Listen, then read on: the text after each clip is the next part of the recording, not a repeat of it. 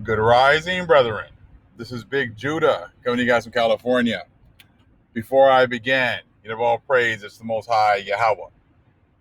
Acknowledgement to the earthly mother, who is wisdom, who is the Holy Spirit. Acknowledgement to Yahweh Shai. Pray that the Most High blesses this lesson this evening, gives more knowledge and understanding of the events of the past, in order to understand the events that are currently happening on the earth. So we get a much better understanding of the things that are soon to come on the earth. Brethren, let's have a little discussion here with the family. Let's do a little review of what the Most High has already showed us and put more of the puzzle pieces together.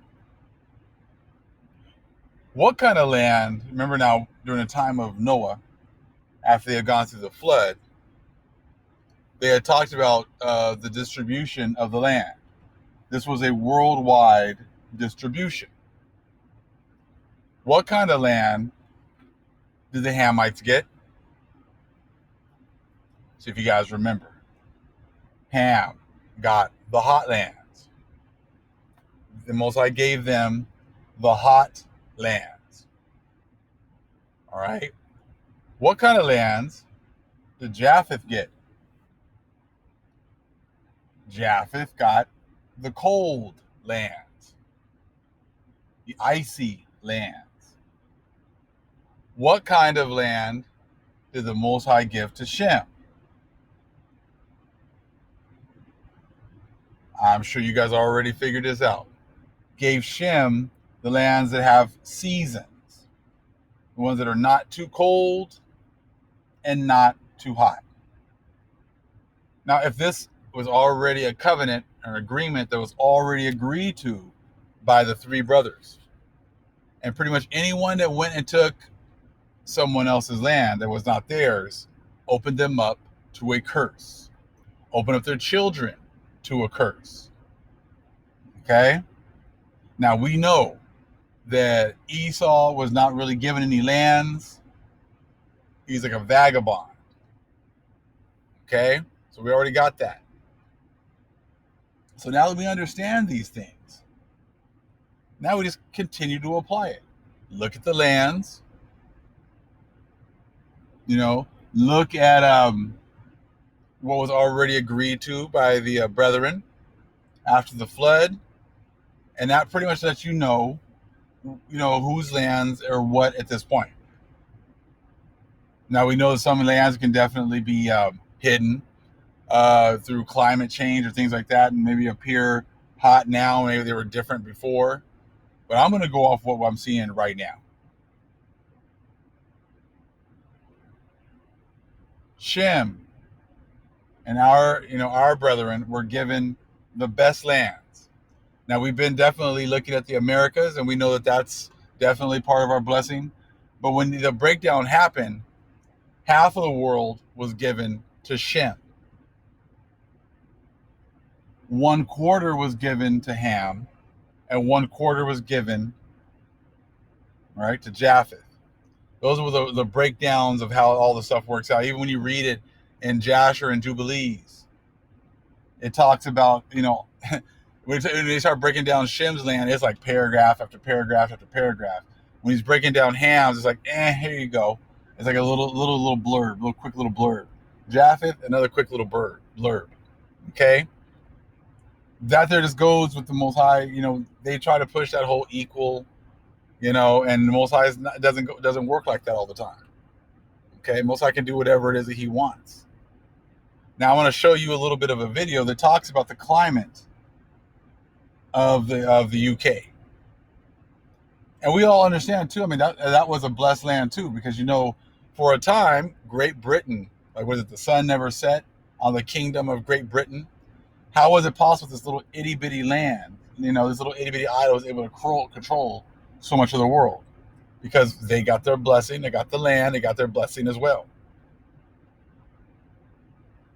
Just like when Spain got their little time, they got their little blessing right there, and they were able to control huge, vast amounts of land over here in the Americas.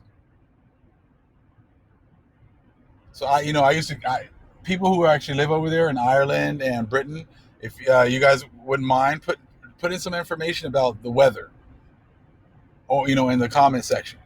I know we got people from there as well. We like some first-hand accounts of what you guys experience over there. But we know then they keep talking about Africans being here, Africans. Now, if some of them came and took lands that weren't theirs, that's one thing. But this landmass that has this kind of weather does not belong to Ham. It belongs to the Shemites, because that's who it would have been given to. So let's check out a little bit of this video here real quick.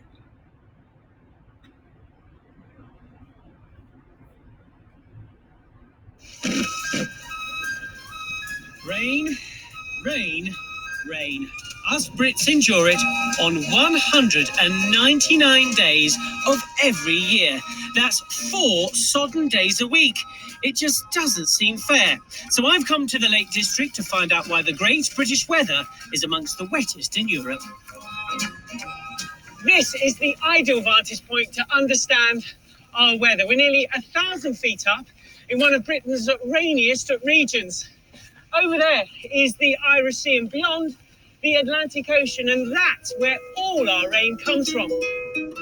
Incredibly, much of the rain which ruins our summers began life 4,000 miles away in the Atlantic.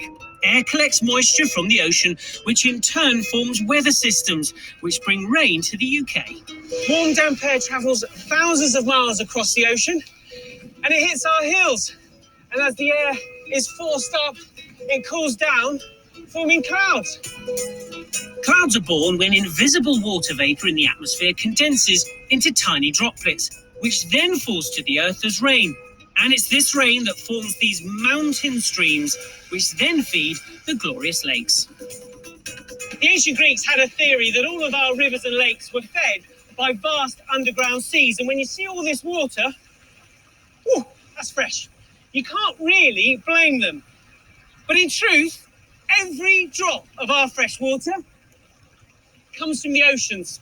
It's sucked up into the atmosphere, it then forms into clouds, and then returns to Earth in the form of rain. Millions upon millions of tons of it. It's a never-ending cycle. And as it invades our shores from the Atlantic, it's the west of Great Britain that bears the brunt. Each one of these tubes shows how much rain falls on a particular square inch in certain parts of Britain in an average year, starting with London. That's 21. This is Glasgow, gets a little bit more, but this is the wettest city in the... Look at that backdrop. That doesn't look like Ham's land, and does not look like Japheth's land either. So all that beautiful green and all that water. So it's not looking too good for the other nations now. If they came over here and were like land squatters over there in the UK and in Ireland, as they were over here in Americas, as they were over in South America, I said, now you're starting to see how they just go in, squat on the land, say it's theirs, take credit for the history that was there. But this is a worldwide event. Let's continue. In the UK. Guess which one it is? It is, in fact, Swansea. But it's all pretty pathetic compared to the Lake District, which gets a whopping 79 inches a year. Remember, that's per square inch. So if you multiply that by the area of the Lake District, Swansea, Glasgow and London, basically, it's a lot of rain.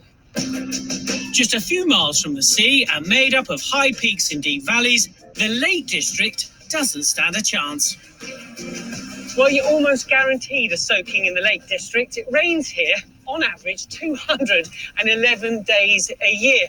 And below the cliffs of Scafell Pike, the highest peak in England, is a little village which has the dubious honour of being Britain's wettest inhabited place. Seathwaite in Cumbria is home to the Pratt family, inhabitants of Raingage Cottage at the edge of the village. Probably the wettest house in England. Where and when did you find out that you lived in the wettest part of England? We've always known, but just like when I was sat in geography the other day, just reading through a textbook when I was bored, and just looking in it and looking at it says the hottest place, and it says the wettest place. I was like, that's me. Did you feel proud? I felt really proud. I felt so proud of myself. Why is it here that it's so wet? The fells sort of draw the clouds down, and then you get the different change in temperature, and you get rain, lots of it. What's the worst period of rain you've ever had? Probably the floods in 2009, I think. This is flooding on a scale no one here can remember, few could have imagined. Everyone in Cumbria remembers the floods of November 2009. I just remember it being rain for about 48 hours, torrential raining and not ever stopping, seeming relentless. For 3 days, heavy rain fell on already saturated ground, causing many of the county's rivers to break through flood defences. We managed to keep it out of the house, didn't we? But the road was hugely flooded. On the 20th of November, Seathwaite alone was pounded by 2.4 inches of rain in just 24 hours, an unwelcome national record. We're okay as long as we're here. If we're here, we can protect the house, but if we're not, then usually we can't get home. When the water came last night, it was with such speed, such force, that nothing could stop it. In Cockermouth, just 30 miles north, water levels in the town reached 2.5 metres. That is the river at the moment, is the main street, is the river. As emergency services struggled to rescue 500 people, PC Bilbarker tragically lost his life when the bridge he was warning motorists not to cross was swept away. Have you ever seen anything like these floods? Never. It was described by the Environment Agency as a once-in-a-thousand-year weather event. There have been reassurances that the worst of the weather has passed. But just 4 days ago, half the average rainfall for July fell on parts of Cumbria in only 24 hours, proving yet again that the power of the Great British weather should never be underestimated.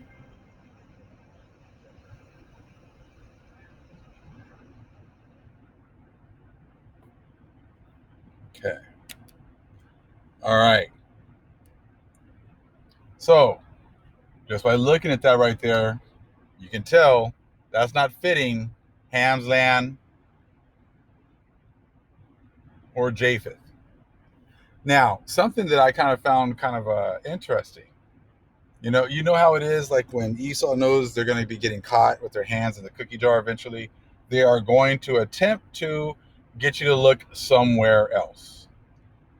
Well, let's see here. What is the Balfour Declaration? Let's look at that Balfour Declaration. A certain group of people, if I'm on somebody else's land, and I know eventually the Most High is going to open their eyes, I'm going to point them somewhere else. And that seems to be exactly what happened with the establishment of the Balfour Declaration. I'm reading a little bit from Wikipedia here. The Balfour Declaration was a public statement issued by the British government in 1917. You think that's a coincidence that it was the British government that said, hey, don't look here, look over there. Look over in that little desert region. We're going to set up the your Most High's chosen land over there in that little desert region that doesn't fit what the Most High, had already done through Noah and his sons. They said, no, the Most High gave you that little itty-bitty little strip of land over there, and he left everything else for anybody else that wanted to take it. Now, that wouldn't even make any sense, I said, well, if they were given, the Most High gave them the sword, so that's how they live by. So therefore, they would definitely try to push it that this is your little itty-bitty strip of land, and everything else is left for whoever has the sword to take. So therefore, like 99.9% of the world was left for Esau and the Gentiles, and whoever has the sword and is strong enough to take it, it's theirs. So now when you read about the Balfour Declaration and which country was the one that actually, set it up, it would be Britain. Now I've come to find out that actually that landmass, those islands right there, Britain and Ireland, still are ours. They fit what the Most High did. They fit the covenant that we already made. So let's read this again. The Balfour Declaration was a public statement issued by the British government in 1917 during the First World War, announcing support for the establishment of a national home for the Jewish people in Palestine. Okay, then an Ottoman region with a small minority Jewish population. The declaration was contained in a letter dated 2nd of November 1917 from the United Kingdom's Foreign Secretary Arthur Balfour to Lord Rothschild, a leader of the British Jewish community, for transmission to the Zionist Federation of Great Britain and Ireland. The text of the declaration was published in the press on the 9th of November 2017.